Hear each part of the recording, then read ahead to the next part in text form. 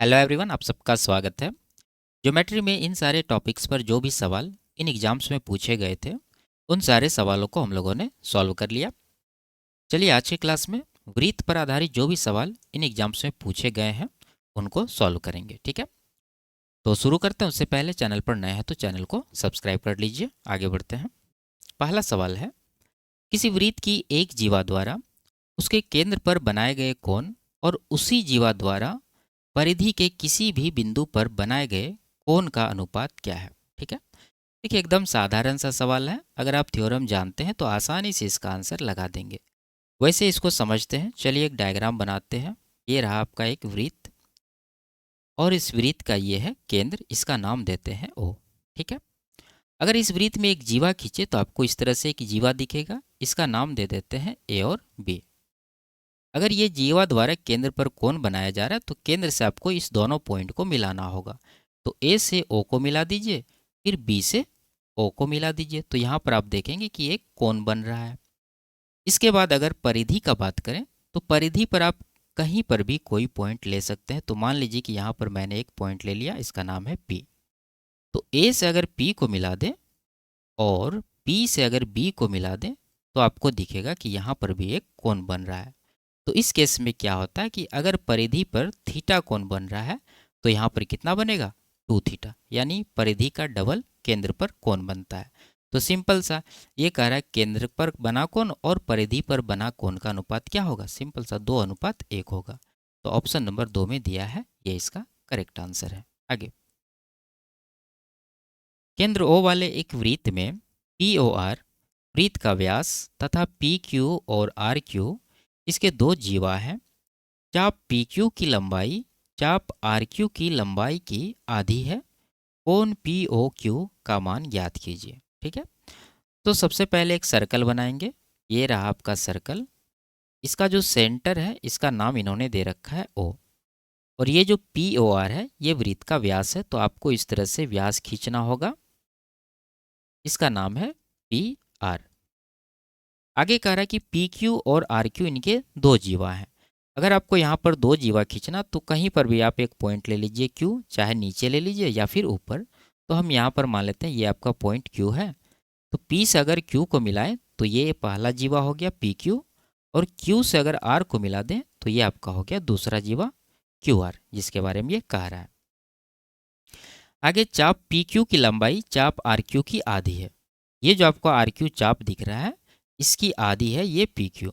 यहाँ पर आपको एक चीज़ समझना है कि ये जो सीधा सीधा आपको आर से क्यू तक का डिस्टेंस दिख रहा है, ये लाइन, ये इनके जीवा है। उसी तरह पी क्यू, लेकिन ये जो सर्कुलर डिस्टेंस आपको दिखेगा आर से क्यू तक, यही है चाप क्यू आर। ठीक है, उसी तरह से यहाँ पर पी क्यू भी ये चाप है। अगर हम लोग आर क्यू की लंबाई 2 यूनिट मान ले, ठीक है, आर से क्यू तक की लंबाई 2 यूनिट, तो पी क्यू कितना होगा, 1 यूनिट का होगा, क्योंकि इनका आधा है ये, ऐसा सवाल में कह रहा है। हमें निकालना है कोण पी ओ क्यू। कहाँ पर है, पी ओ क्यू। ओ से अगर क्यू को मिला दे तो यहाँ पर एक कोण बनेगा, मान लीजिए थीटा है।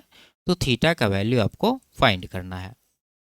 तो यहाँ पर आपको एक चीज़ समझना है कि जिस रेशियो में ये चाप के लंबाई होते हैं उसी रेशियो में चाप द्वारा सेंटर पर बने हुए कोण भी होते हैं। ठीक है, अगर ये पी ओ आर डायमीटर है तो ये कोण थीटा, और ये कोण अगर मान लीजिए अल्फा है तो यहाँ पर थीटा प्लस अल्फा का मान कितना होना चाहिए, 180 डिग्री, सीधी रेखा है। अगर ये 180 डिग्री आप देख रहे हैं कि इसकी लंबाई 1 यूनिट है, इसकी 2 यूनिट है, तो इसके द्वारा जो केंद्र पर कोण बनाया जाएगा वो भी इसी रेशियो में होगा, यानी 2:1 के रेशियो में। इन दोनों का योगफल 180, तो हम लोग कह सकते हैं कि 1+2 3 यूनिट का वैल्यू 180 डिग्री होगा। हमें क्या निकालना, थीटा का मान जो कि है 1 यूनिट का। तो सीधा सीधा आप 1 यूनिट का यहाँ पर निकाल दीजिए, डिवाइड करेंगे तो 60 डिग्री इसका आंसर होगा। ऑप्शन नंबर 3 में दिया गया है। आगे, ए बी केंद्र क्यू वाले वृत्त के लघुखंड की एक जीवा है। पी दीर्घचाप ए बी पर स्थित एक बिंदु है। वह बिंदु डी से वृत्त पर खींची गई स्पर्श रेखा ए डी तथा बी डी है। यदि कोण ए पी बी 39 डिग्री है तो कोण ए डी बी का मान ज्ञात कीजिए। ठीक है, तो पहले बनाते हैं डायग्राम। तो ये रहा आपका एक सर्कल, ठीक है, और इसका जो सेंटर है उसका नाम क्या है, क्यू है। तो ये रहा आपका क्यू पॉइंट। ए बी जो है ये वृत्त के लघुखंड में एक जीवा है। तो इस तरह से मान लेते हैं एक जीवा है, इसका नाम है ए और बी। पी दीर्घ चाप ए बी पर स्थित एक बिंदु है। देखिए यहाँ पर ए बी के ऊपर भाग में आपको एक चाप दिखेगा ए बी, सर्कुलर डिस्टेंस, ये हुआ दीर्घ चाप। और नीचे जो आपको दिख रहा है छोटा वाला, ये हो गया लघु चाप। तो दीर्घ चाप पर कहीं पर भी एक पॉइंट है पी, तो मान लेते हैं कि ये पॉइंट आपका क्या है, पी है। उसके बाद बाह्य बिंदु डी से वृत्त पर खींची गई स्पर्श रेखाएं ए डी तथा बी डी है। ठीक है, ए और बी पर स्पर्श रेखा खींचना है, तो यहाँ पर मान लीजिए आपका पॉइंट है, इसका नाम है डी। तो यहाँ पर डी से एक स्पर्श रेखा जाएगी इस तरह से, ठीक है, और दूसरी यहाँ डी से जाएगी यहाँ पर, ठीक है, इस तरह से समझ जाइए आप, बस समझने के लिए यहाँ पर डायग्राम बना रहे हैं। ये हो गया। यदि कोण ए पी बी 39 डिग्री है, कहाँ पर है, ए पी बी, यानी पी से ए को मिला दें और पी से बी को मिला दें, तो ये वाला कोण आपका है 39 डिग्री। क्या पूछ रहा है, A D B, A D B, ये वाला कोण हमें निकालना, मान लेते हैं थीटा है, तो थीटा का वैल्यू फाइंड करना है। तो क्या करें इसमें, देखिए परिधि पर आपको कोण बनता हुआ दिख रहा है 39 डिग्री का है, तो हम लोग क्या करेंगे, सेंटर पर का कोण निकाल लेंगे। कितना हो जाएगा, 39 का डबल हो जाएगा, यानी कि 78 डिग्री हो जाएगा। और आप जानते होंगे कि स्पर्श रेखा और त्रिज्या के बीच का कोण क्या होता है, समकोण, यानी 90 डिग्री का कोण होता है। तो ये दोनों समकोण हो गया, तो इन दोनों का योगफल भी कितना होगा, 180 डिग्री होगा। जैसे इन दोनों का योगफल 180 डिग्री हुआ, जिसमें आपको ये 78 पता है, थीटा का वैल्यू निकालना है, तो 180 डिग्री में 78 डिग्री माइनस कर देंगे तो कितना आ जाएगा, 102 डिग्री। यही इस सवाल का आंसर भी होगा, ऑप्शन नंबर 4 में दिया गया है। आगे, रेखा ए बी सी बी पर वृत्त को स्पर्श करती है। पी क्यू ए सी के पैरेलल है। कोण क्यू बी सी 70 डिग्री है। कोण पी बी क्यू का मान ज्ञात कीजिए। यहाँ पर आपको डायग्राम दिख रहा होगा, इसमें ये कह रहा है ये जो ए बी सी है ये बी पर वृत्त को स्पर्श करती है, पी क्यू ए सी के समानांतर है। ये जो ए सी है और पी क्यू है ये दोनों क्या है, पैरेलल है। कोण क्यू बी सी 70 दे रखा है, क्यू बी सी ये वाला एंगल आपका 70 दे रखा है। कोण पी बी क्यू हमें निकालना है, पी बी क्यू, यानी ये वाला कोण हमें निकालना, मान लेते हैं थीटा है।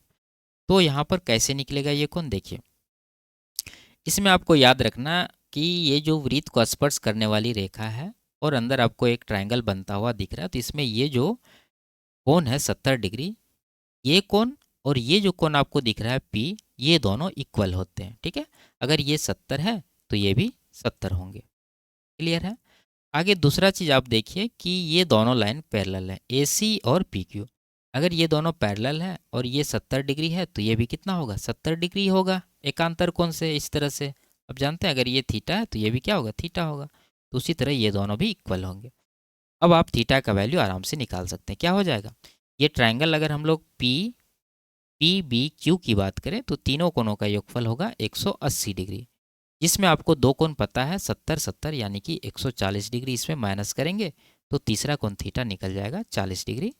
ये इस सवाल का करेक्ट आंसर होगा, ऑप्शन नंबर सी में दिया गया है। ठीक है, आगे रेखा ए बी सी बी पर एक वृत्त को स्पर्श करती है। यदि बी पी बराबर बी क्यू है और कोण क्यू बी सी 72 डिग्री है, तो कोण पी बी क्यू का मान क्या होगा। ठीक है, अब डायग्राम देखिए, इसमें ये जो ए सी है ये बी पॉइंट पर वृत्त को स्पर्श कर रही है और हमें दे रखा है कि ये जो बी पी है बी क्यू के इक्वल है। बी पी आपको ये दिखेगा, बी क्यू आपको ये दिखेगा, ये दोनों इक्वल है। उसके बाद कोण क्यू बी सी 72 है, क्यू बी सी ये वाला जो कोण है 72 डिग्री दे रखा है। हमें निकालना है कोण पी बी क्यू, कहाँ पर है, ये वाला कोण निकालना, मान लीजिए थीटा है, तो थीटा का मान क्या होगा।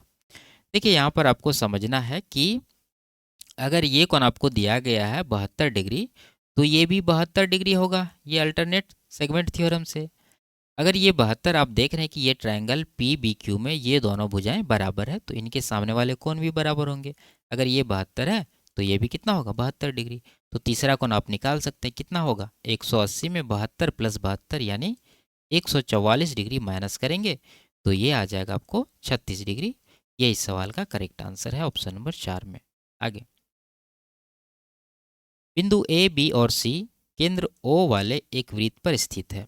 यदि कोण ए सी बी 46.5 डिग्री हो तो कोण ए ओ बी का मान क्या होगा। ठीक है, तो एक डायग्राम बनाएंगे। ये मान लीजिए आपका सर्कल है, इसमें 3 पॉइंट है ए बी सी, कहीं पर भी आप ले सकते हैं। मान लीजिए ये ए है, ये बी है और ये जो पॉइंट है मान लीजिए सी है। और इसका जो सेंटर है केंद्र, इसका नाम ओ दे रखा है।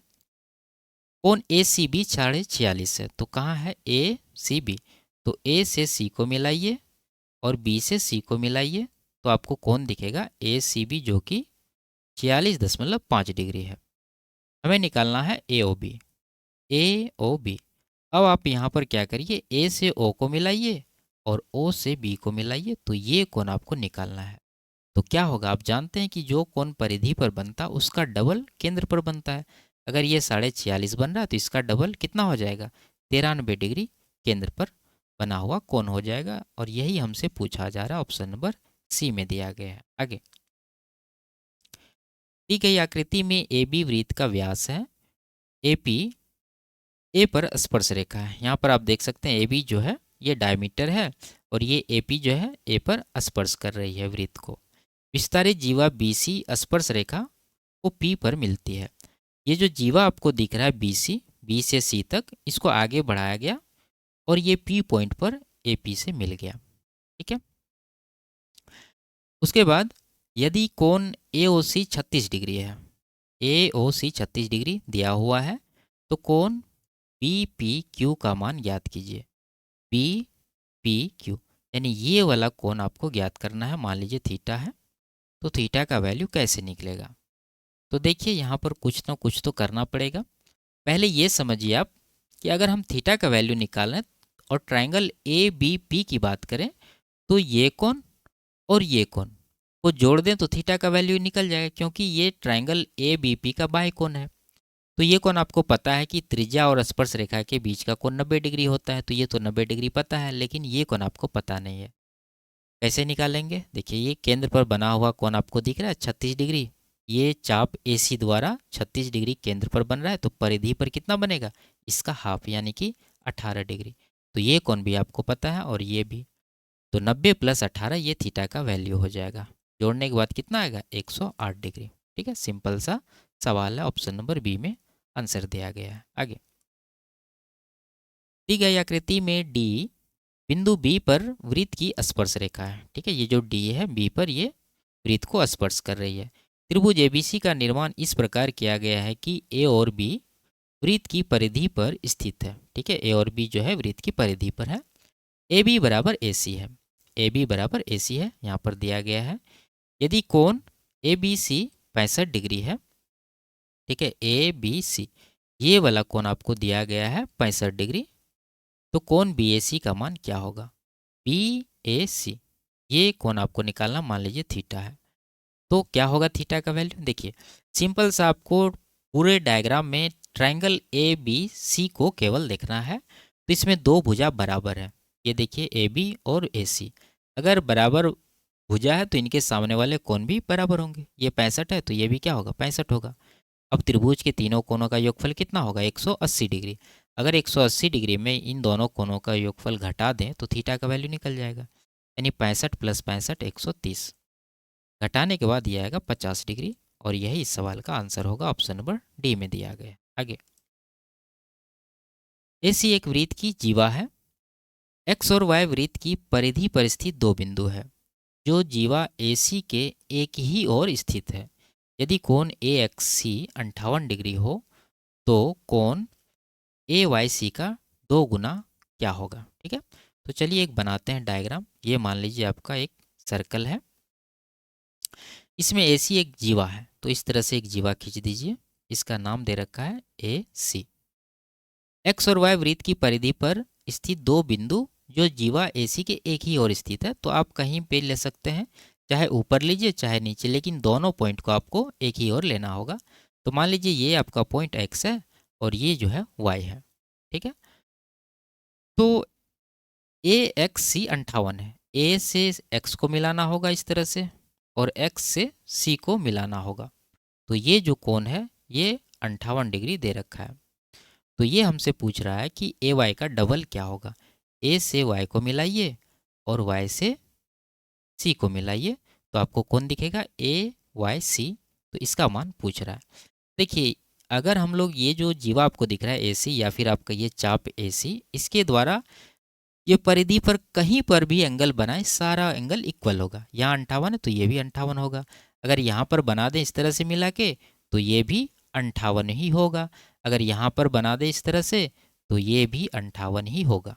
ठीक है, तो ये 58 है, लेकिन इसका डबल पूछ रहा है, तो 2 गुना 58 हो जाएगा, यानी कि हम कह सकते हैं 116 डिग्री इसका सही आंसर होगा। आगे मान लीजिए C1 और C2 दो वृत्त हैं जो बाहरी रूप से आपस में नहीं छूते तथा एक दूसरे को प्रतिच्छेद नहीं करते, यानी दोनों वृत्त एक दूसरे से थोड़े दूर हैं।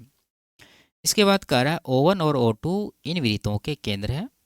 मान लीजिए ए बी उनकी उभयनिष्ठ प्रत्यक्ष स्पर्श रेखा है। ठीक है, देखिए यहाँ पर टाइपिंग मिस्टेक है। आपको ये जो दिया है डायरेक्ट कॉमन टेंजेंट, ये यहाँ नहीं होगा, यहाँ पर क्या होगा, ट्रांसवर्स कॉमन टेंजेंट। मैं इंग्लिश में सुधार कर देता हूँ, यहाँ पर है डायरेक्ट, तो ये काट के यहाँ पर कर लीजिए ट्रांसवर्स। ठीक है, तो ये ट्रांसवर्स कॉमन टेंजेंट यहाँ पर दिया गया था, जिसमें P और Q क्रमशः C1 और C2 पर स्पर्श बिंदु है। R वह बिंदु है जहाँ O1 O2 और AB एक दूसरे को प्रतिच्छेदित करते हैं। यदि कोण PO1R 60 डिग्री है, तो ये दोनों कोण का मान ज्ञात करना है। ठीक है, तो पहले बनाते हैं डायग्राम, क्योंकि सवाल तो देखने में काफ़ी भारी भरकम लग रहा है, लेकिन सवाल बिल्कुल आसान है। चलिए इसको सॉल्व करते हैं। ये रहा आपका एक सर्कल, और इसी तरह का एक सर्कल आप खींच सकते हैं, या फिर छोटा बड़ा किसी भी तरह का खींच सकते हैं। चलिए, ये दो सर्कल है आपके सामने। इसका जो सेंटर है इसका नाम O1 है, और इसका जो सेंटर है इसका नाम क्या है, O2 है। और इसके बाद पहला वृत्त C1 हो गया, दूसरा C2 हो गया। और ये जो AB है ये क्या है, transverse common tangent. Transverse common tangent वो होता है जो एक दूसरे को विपरीत भाग में जो है स्पर्श करती है। जैसे आप देख सकते हैं, अगर इस तरह से मैं खींचूं तो ये जाएगी और दूसरे वृत्त को यहाँ पर स्पर्श करेगी, तो ये हो गया ट्रांसवर्स। और डायरेक्ट जो होता है, जैसे दो वृत्त है, अगर हमें डायरेक्ट कॉमन टेंजेंट खींचना है तो आप किसी भाग में एक साथ खींच दीजिए, चाहे ऊपर की ओर खींच दीजिए या फिर नीचे की ओर, तो ये हो गया डायरेक्ट कॉमन टेंजेंट। ठीक है, तो यहाँ पर इस तरह से ए बी इनके क्या है, कॉमन टेंजेंट है। इसके बाद जिसमें P और Q क्रमशः C1 C2 पर स्पर्श बिंदु है, तो ये जो पहला वृत्त है इस पर ये पॉइंट P है स्पर्श बिंदु, और दूसरा वृत्त जो है C2 इसका स्पर्श बिंदु क्या है, Q है। और कह रहा है R वह बिंदु है जहां O1 O2, तो यहाँ पर आपको क्या करना होगा, O1 से O2 को मिलाना होगा। ठीक है, O1 O2 और AB एक दूसरे को प्रतिच्छेदित करते हैं, तो इस बिंदु पर एक दूसरे को काट रहे हैं, तो इस पॉइंट का नाम हो गया R। यदि कोण P O1R 60 डिग्री है, P O1R, तो O1 से P को अगर मिला दें तो ये वाला कोण आपको दिखेगा जो कि कह रहा है 60 डिग्री है। तो हमें निकालना है QO2R, कहाँ पर है QO2R, तो यहाँ पर Q से O2 को मिलाना होगा। ये कोण मान लीजिए थीटा है, तो थीटा का वैल्यू आपको निकालना है। इसके साथ साथ QRO2 ये कोण मान लीजिए अल्फ़ा है, तो अल्फ़ा का वैल्यू भी आपको निकालना है। तो क्या करेंगे, यहाँ पर सिंपल सा आपको दो ट्रायंगल इसमें दिख रहा है अगर सर्कल को हम छोड़ दें। और आप जानते हैं कि स्पर्श रेखा और सर्कल के रेडियस के जो बीच का कोण होता है वो क्या होता है, समकोण होता है। ये भी समकोण होगा, ये समकोण है, ये 60 डिग्री है, तो ये कोण कितना होगा, 30 डिग्री होगा। ठीक है, अगर ये 30 है तो इसके सामने वाला ये अल्फ़ा का वैल्यू भी 30 डिग्री होगा, शीर्षाभिमुख कोण है। इसके बाद आप देख सकते हैं कि अगर ये 30 डिग्री आपको मिल गया, ये 90 है, तो ये कितना होगा, फिर से ये 60 डिग्री होगा। 180 में 30 प्लस 90 घटाएंगे तो 60 डिग्री थीटा का वैल्यू मिलेगा। तो 60 और 30 इस सवाल के आंसर है, ऑप्शन नंबर 1 में दिया गया है। ठीक है, तो सवाल एकदम सिंपल था, लेकिन लैंग्वेज जितना बढ़ा दे दिया कि पढ़ने में भारी भरकम ये लग रहा है। आगे, यदि किसी वृत्त की परिधि और क्षेत्रफल संख्यात्मक रूप से समान हो तो वृत्त की त्रिज्या क्या है। तो यहाँ पर दोनों को समान कर देंगे, उसके बाद रेडियस निकाल लेंगे। अब जानते हैं वृत्त का जो परिधि निकालने का फॉर्मूला होता है वो क्या होता है, 2πr। और क्षेत्रफल निकालने का जो फॉर्मूला होता है वो क्या होता है, पाई आर स्क्वायर, अगर ये वृत्त की त्रिज्या आर है। ठीक है, तो यहाँ पर आप अगर इसको सॉल्व करेंगे तो पाई तो कटना ही है, आर से एक आर कट जाएगा, तो आर का वैल्यू सीधा सीधा यहाँ पर 2 हमें दिख रहा है, और यही इसका आंसर भी होगा, ऑप्शन नंबर बी में दिया गया है। आगे, 7 सेंटीमीटर त्रिज्या वाले अर्धवृत्त की परिधि याद कीजिए। ठीक है, देखिए वृत्त में आप याद रखिए, अगर रेडियस 7 सेंटीमीटर है तो इसका जो परिधि होगा वो कितना होगा, 44 होगा, ये वृत्त में। लेकिन अर्धवृत्त में क्या करना, आपको वही चीज़ करना है, लेकिन यहाँ पर आपको एक चीज़ ध्यान देना है। अगर यहाँ त्रिज्या 7 है तो परिधि कितना होगा, अगर त्रिज्या 7 है तो अर्धवृत्त है, परिधि यहाँ पर 22 होना चाहिए। लेकिन अगर आप एक अर्धवृत्त खींचेंगे, जैसे मान लीजिए यहाँ पर मैं एक आपको अर्धवृत्त बना के दिखाता हूँ, ये रहा आपका अर्धवृत्त, इस तरह से दिखेगा।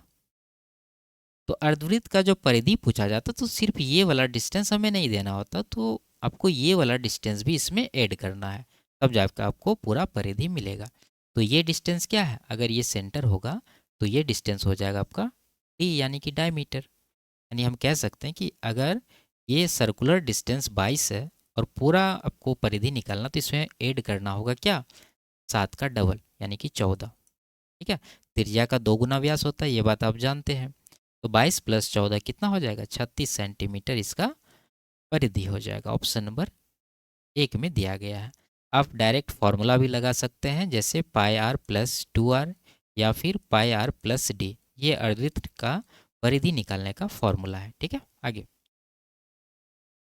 यदि वृत्त की त्रिज्या 50% कम कर दी जाए तो उसका क्षेत्रफल कितने परसेंट कम हो जाएगा। देखिए 50% का फ्रैक्शन अगर लिखें तो 1/2 होता है। हम लोग कह सकते हैं कि अगर त्रिज्या पहले 2 यूनिट था तो बाद में कितना हो गया, 2 से 1 कम हो गया, यानी 1 यूनिट हो गया। तो इस रेशियो में त्रिज्या परिवर्तित हुआ है, तो क्षेत्रफल यानी एरिया किस रेशियो में परिवर्तन होगा, इसके स्क्वायर में, यानी 2 का स्क्वायर 4, 1 का स्क्वायर 1, तो 4 से 1 हो गया, कितना कमी हुआ, 3 का, किसके ऊपर, 4 के ऊपर।